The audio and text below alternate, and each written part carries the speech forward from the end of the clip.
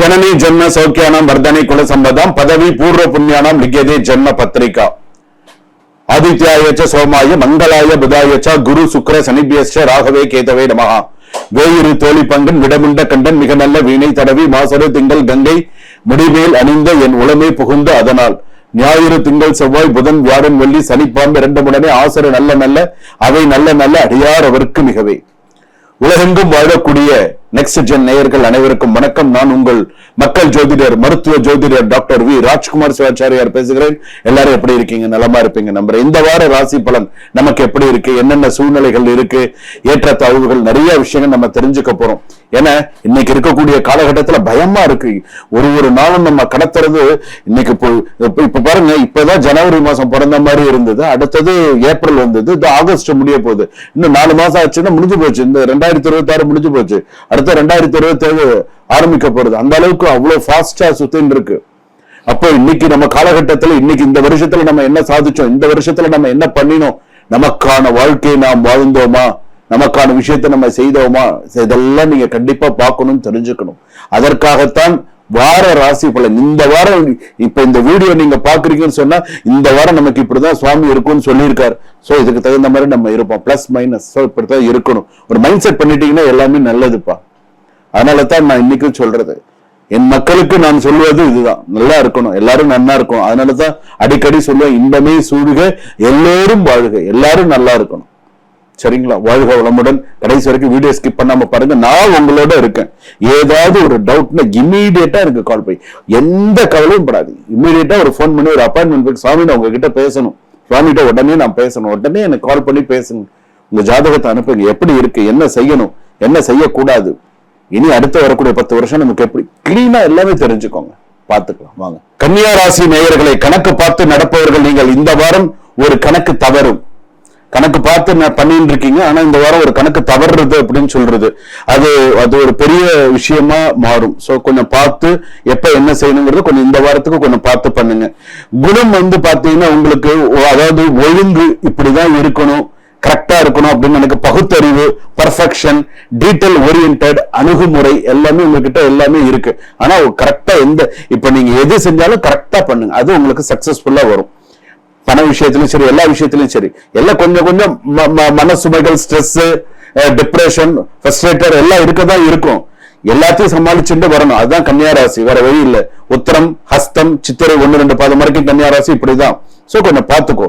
தொழில் அப்படின்னு எடுத்தோம்னா கணக்கு, audit, medical, ID service sectors சிறப்பாக இயங்கும். சோ நல்லா வரும் தொழில் சம்பந்தப்பட்டதுல.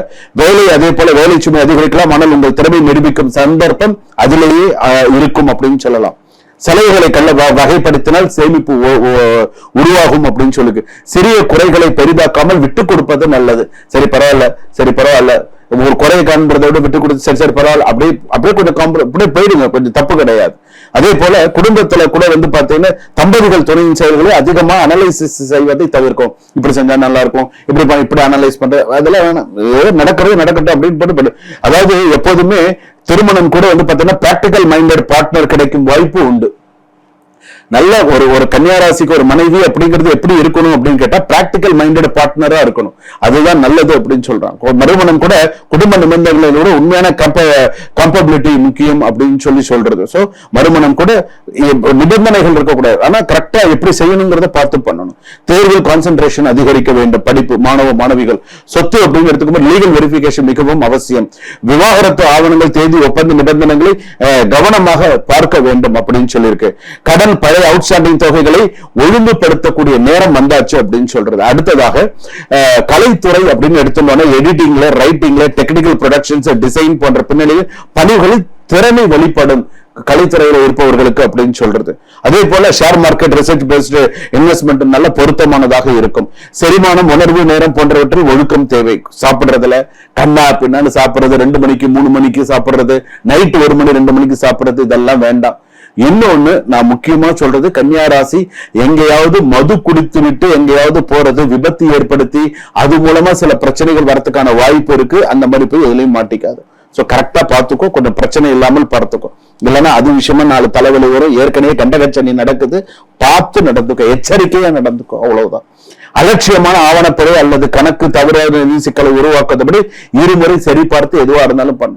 எதுவா இருந்தாலும் 1க்கு 2 தடவை நீ சரி பண்ணிட்ட அப்படின்னு சொன்னா வாழ்க்கையில சக்சஸ் பண்ணலாம் அப்படின்னு சொல்லியிருக்கு. சுபம். இதுவரையில் நாம் பார்த்தது பொது ராசி பலன்கள் என்று சொல்லும் வகையில வார ராசி பலன்கள் பொது பலன்கள் நம்ம பார்த்தோம். இதுவே சில பேருக்கு 200% ஒத்து போயிடும். ஆஹா, சாமி சொன்ன விஷயங்கள் நமக்கு நிறைய ஒத்து போச்சு, சரியா இருக்கு அப்படின்னு சொல்லுவாங்க. அதனால இந்த உங்களுடைய சுய ஜாதகம், லக்னம், லக்னாதிபதி, ராசி, ராசியாதிபதி, கிரக அமைப்புகள் எப்படி இருக்கு, மற்ற கிரகங்கள்லாம் எப்படி இருக்கு, முக்கியமான கிரகங்கள்லாம் எந்த ஸ்தானத்துல இருக்கு, இதை வச்சுதான் வாழ்க்கைய நிர்ணயம் பண்றது. அப்ப இதை நிர்ணயம் பண்றது எப்படி அப்படிங்கறத நம்ம கரெக்டா தெரிஞ்சுக்கணும். இது மட்டுமல்ல, நீங்க ஜாதகம் பார்த்துக்கலாம், ஒரு பெயர் ராசி பொருத்தம் பார்த்துக்கலாம், ஒரு திருமண பொருத்தம் பார்த்துக்கலாம், ஒரு வாஸ்து பார்த்துக்கலாம், எண்கணிதம் பார்த்துக்கலாம், உங்களுக்கான ராசி கற்கள் தெரிஞ்சுக்கலாம். அதே போல நீங்க உங்களுக்கு தேவையான பிரச்சனம் நீங்க பார்த்துக்கலாம், தற்கால பிரச்சனை பார்த்துக்கலாம். ஒரு கேள்வி ஒரு பதில், அதுதான் தற்கால பிரச்சனம். அஷ்டமங்கல பிரச்சனம், தேவ பிரச்சனம், தீப தாம்பூல பிரச்சனம், வெறும் தாம்பூல பிரச்சனம், இதெல்லாமே நம்ம பார்க்கிறது. இது மட்டும் இல்லாது எந்திரங்கள், பூஜைகள் எல்லாமே நம்ம செஞ்சு கொடுக்கிறோம். உங்களுக்கு ஏதாவது ஒரு சந்தேகமா, எனக்கு சுவாமி எனக்கு குழந்தை இல்ல சுவாமி எனக்கு இந்த மாதிரி பித்ரு தோஷம் இருக்கு, எனக்கு இந்த மாதிரியான சில பிரச்சனைகள், உடனே ஒரு போன் பண்ணுங்க. ஒரு அப்பாயின்மெண்ட் பிக்ஸ் பண்ணி பேசுறதுல, ஒரு விஷயத்தை நம்ம தெரிஞ்சுக்கிறதுல தப்பே கிடையாது. ரைட் பர்சன் கிட்ட தெரிஞ்சுக்கணும். அதுதான், இவங்க கிட்ட போனா, இவங்க கிட்ட பேசினா எனக்கு தெளிவு கிடைக்குது அப்படின்னு சொன்னா, you know need to miss that person. அதுதான் முக்கியம். அந்த பர்சனை வாழ்க்கையில மிஸ் பண்ணிடாதீங்க. சரிங்களா? சுபம். வாழ்க வளமுடன், இன்பமே சூழ்க, எல்லோரும் வாழ்க.